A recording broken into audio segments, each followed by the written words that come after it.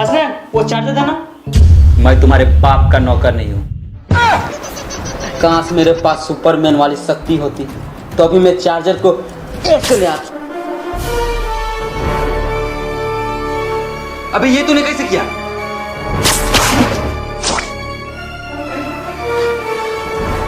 कहीं तो सुपरमैन तो नहीं बन गया? अगर सच में तुम में सुपरमैन की शक्तियां आ गई हैं तो चलो ऊपर उड़ के देखते हैं। और ऊपर चलो, और ऊपर। अबे इतनी ऊपर जाके क्या करेगा? अरे ऊपर में मेरे दादाजी रहते हैं ना, उनसे मुझे मिलना है। तुम्हें तुम्हारे दादाजी के पास जाना है ना? हाँ जल्दी यहाँ से चलो।